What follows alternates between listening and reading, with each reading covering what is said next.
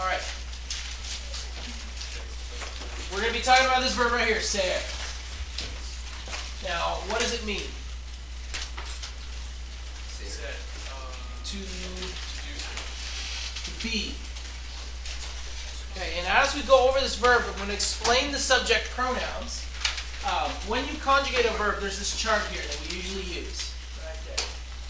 Okay? And we're going to go over what those mean and all that. But the first thing we got to understand is what conjugating is. Does anybody know what conjugating a verb is? Daniel. Right. When you conjugate a verb, you change the verb to match the subject. Okay, so I'll write that right here to understand a little bit.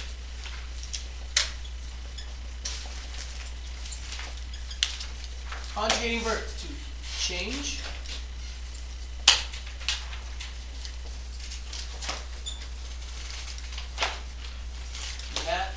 the verb to match the subject. Okay, what's the subject?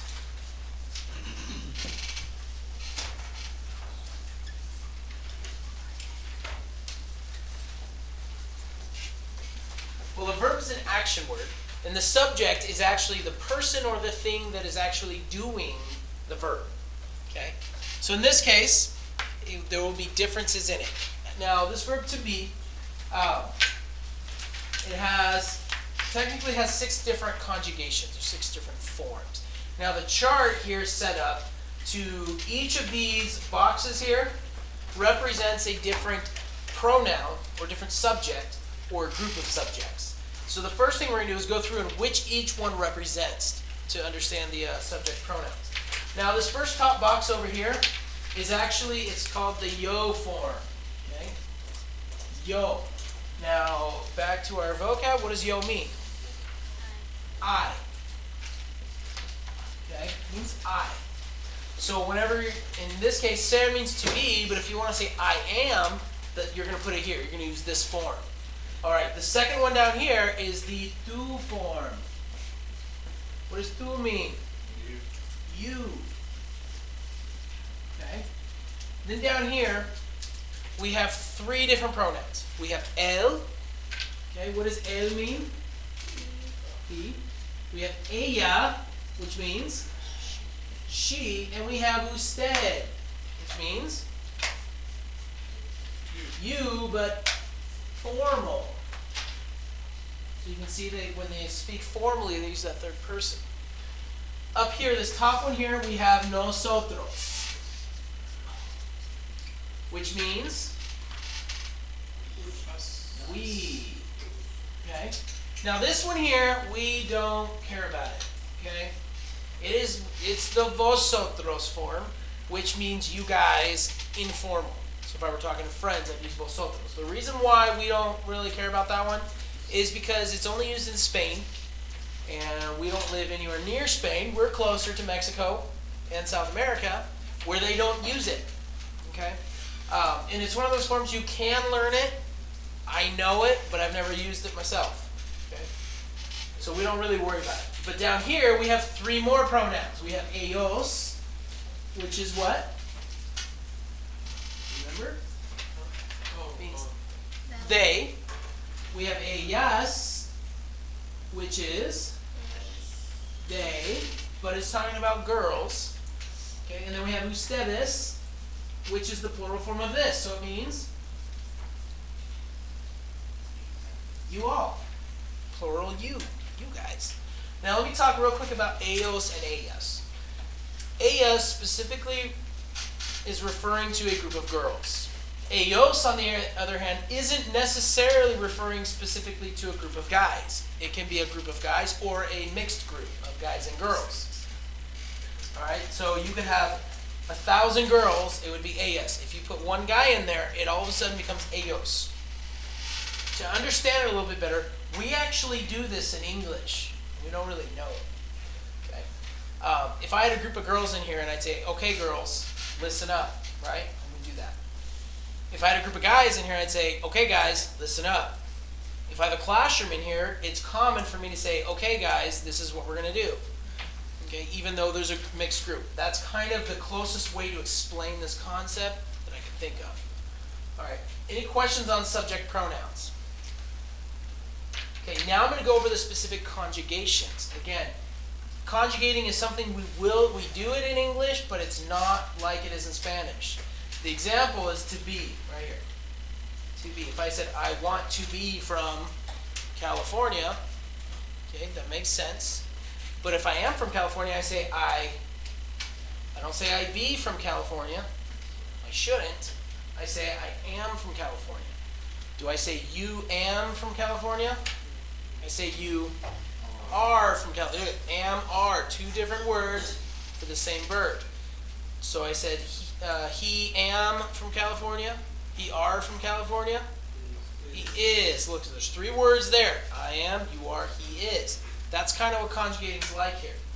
And in the yo form, do we remember what that is? Yo soy. Okay? Yo soy means I am. All right. Tú. Everybody remember? Eres. Remember? De donde eres? Where are you from? There it is. Here, L-A usted. Does anybody know what that one is? Es. Okay? De donde es? Where is he or she from? Now up here, nosotros. Does anybody know what nosotros is? It's somos. Okay? We are.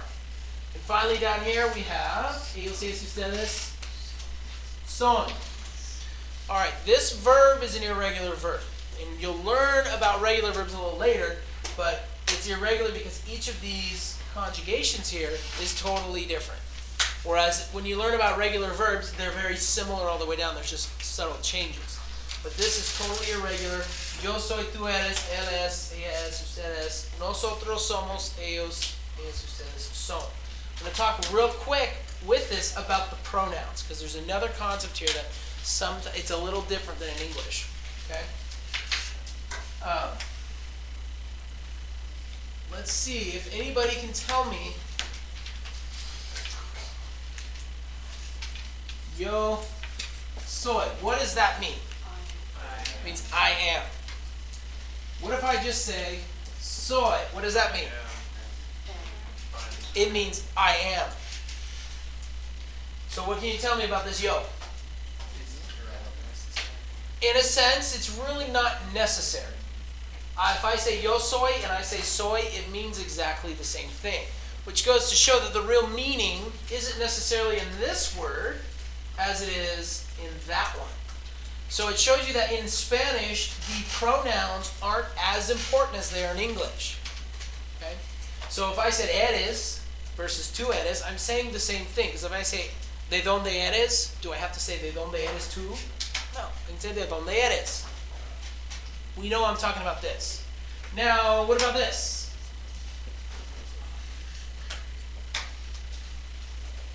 Es de Redlands. What am I saying then? Translate that to English.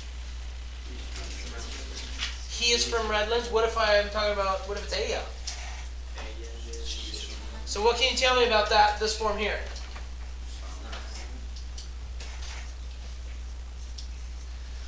I might want to clarify who I'm talking about. Okay? Because what if I said, oh, de donde es? I'm asking, where is someone from? Am I asking, where is he from? Am I asking, where is she from? Or am I formally asking you where you are from? You don't really know.